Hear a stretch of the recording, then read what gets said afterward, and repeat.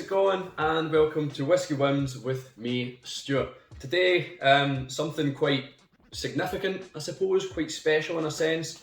It comes in a box. Like I say, I don't really use boxes much. I mean, I display this in the box like that. But anyway, it's a GlenAllachie, or should I say the GlenAllachie 1989 single cask, which is a long time ago for me, 1989, before I was born.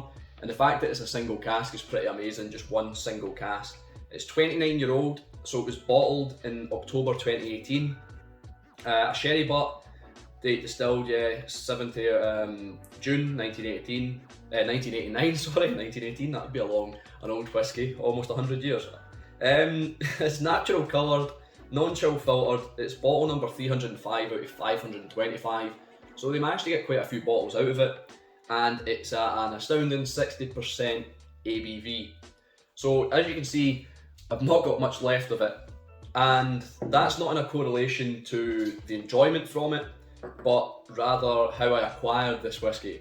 So I won this off a competition on Instagram from Cask Trade, I think they're called, and yeah, it was just one of those like and comments ones. So I decided that since I won it, I might as well share it with people. So I've tried to share it as much as I can, give it out in samples as many times as possible, because I think this is about £300 a bottle, £280 a bottle, straight off the RRP, and I'm not sure what it goes for in auction, if it goes for anything, but it is quite a significant thing, in 1989 single cask. So we'll get down to the flavours in that, and I've also got water, which is an unusual, unorthodox thing for me, but since it's at 60% ABV, I thought we might as well explore it with water. So the nose, burnt caramel, sugar, burnt toffee. There's a little bit of like a beef, a kind of umami, a beef flavoured crisps or something. Like beef, I don't know, beef Monster Munch or something like that. You can tell it's the sherry. I'm surprised at how light it is for being 29 years. I suppose it's natural colour, but I am surprised how light it is. Whether this was does that mean it's a more tired cask? Does it mean that the whiskey didn't take as much from the cask? Or is it just a lighter coloured sherry? I'm not too nerdy or geeky, but someone else might be able to tell me. I don't really know much about how that influences the colour, but I would have assumed that if it's not taking much colour, it's maybe not as influenced by the sherry. It's a little cheesy in a sense, like a little, I'm not sure, I don't think off would be the right word, but just that kind of cheesy smell, maybe like cheddar or something, or brie, possibly brie actually. It's more like I'm not even sure what a brie cheese would be called. Is brie just cow's milk? I'm not sure, but it's like that. It's like brie, it's kind of cheesy, kind of off almost. Not a bad nose, very powerful on the nose. It's got to be said, the 60% is definitely evident. When if you stick your nose right in there and take a big whiff, a big sniff in, you're gonna wince a little. There's a little creaminess on the nose, a little perfume. Yeah, a little soapy as well, or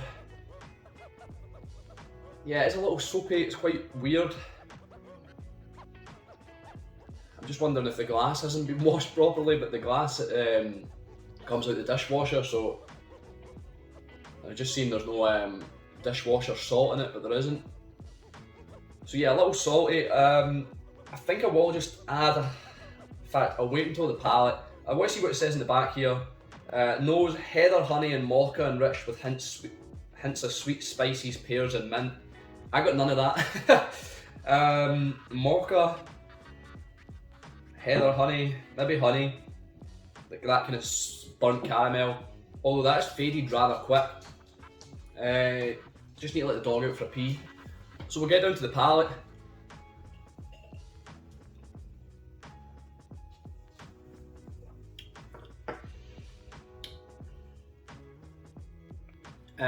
Possibly because of the alcohol. It's overwhelming, and it's quite hard to get any scents, any flavours. There are sherry flavours there, but I'm just adding a little bit of water. I want to kind of cut this down, bring it back, and see if I can tame it a little. It just seems a bit too overpowering at the moment.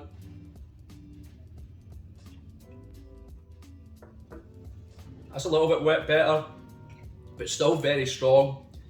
There's some honey coming through now, but this is kind of kicking my ass. So I think I'll need to add a little bit more water. Just experiment with it, see. Have I added water to this before? I think I have. It's not really changed the nose much. Still that weird cheesy smell.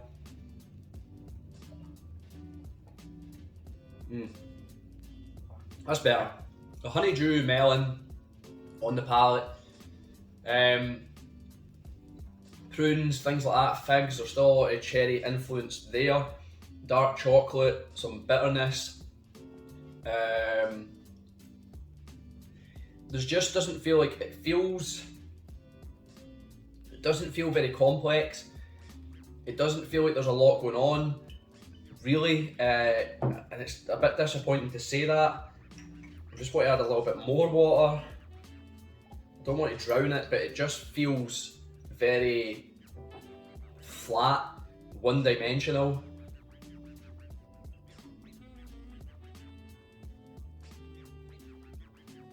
The water definitely helps bring out a lot sweeter flavours.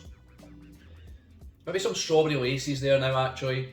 Those confectionery sweets that you get. Yeah, strawberry laces.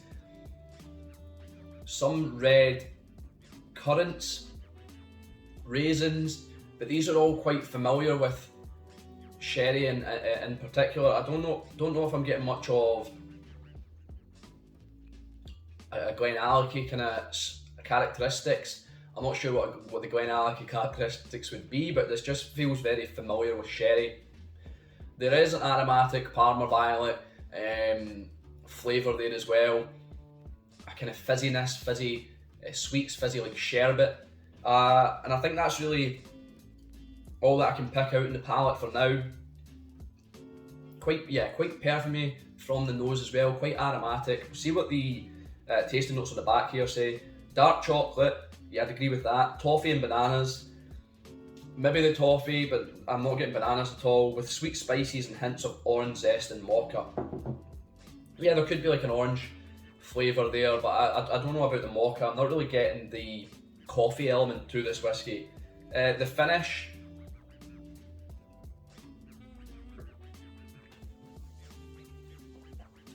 The finish, even with the water, all that water added, is long.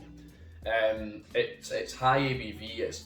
It's consistent on the tongue. It's a very enduring experience on the palate, on the tongue, on the finish. But there is more raspberries, which we haven't had. There wasn't raspberries on the nose or the palate, so I don't know why I'm saying more, but there's raspberries now. Sherbet lemon, that fizziness again, that sherbet again, but now with a little bit of citrus behind it. And here's Jasper just to interrupt me in the middle of this. It's not too woody or bitter or anything like that, which I would think it might have been with being 29 years in that oak, that sherry, but it's not at all. It's not even that bitter on the palate. It's just quite fizzy, quite like citric acid. It's very that feeling that you get on your tongue. I don't know what it's called, but that kind of, after you eat a pineapple, I've said it before, after you eat a kiwi, a little bit jaggy on the tongue, a little bit spiky on the tongue from the acid of the fruit. The dog's pitter-pattering through, interrupting me as well. I've got a cat here. So maybe a little bit of peanuts there, just as I was about to wrap up. There's some peanuts on the end there as well.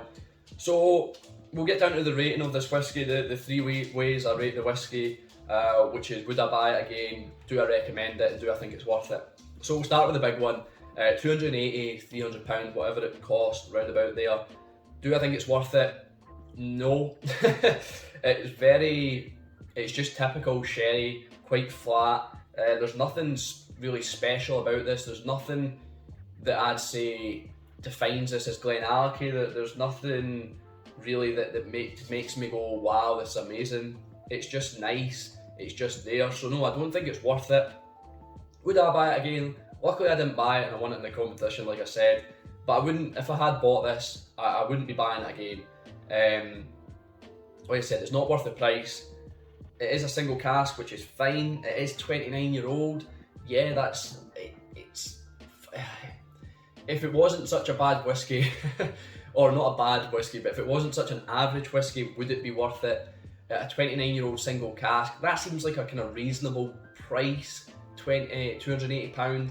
I mean, you get other non-single cask age statements, say 23-year-old at £200 or 25-year-old at £700. So the fact that this is single cask and 29-year-old and is at that price is an okay price, a decent enough price for better whiskies. It's hard to say. It would be worth it if the whiskey was a little bit better. The whiskey's just a bit lacking for me. I would recommend not trying it. There's just no point, I don't think. I was going to try and be nice and say I would recommend trying it, but I don't think there is any point. I've gave it out, and I've yet to hear back what people think really. No one's texted me or messaged me to say this is absolutely outstanding. I've not had anything like that. When you first see it, that it's 29-year-old single cask and GlenAllachie, you think, wow, this is going to be amazing. But when you actually try it, it's just quite average. So it's unfortunately a whiskey bin, and that's 3 out of 3 that I've scored off, which I don't know if I've done before. Usually it's maybe a whiskey gets a 1 out of 3 or a 2 out of 3. So 1 out of 3 usually a whiskey bin, 2 out of 3 usually a whiskey win. So I don't know if I've ever gave something like a 0 out of 3 where it's not went against anything. But yeah, this isn't that great, and I have shared it out, like I said, and I've not had any amazing feedback. So sorry for the bad review, the depressing review, but thanks for watching. I've been Stuart, this has been Whisky Wins. I'll see you later.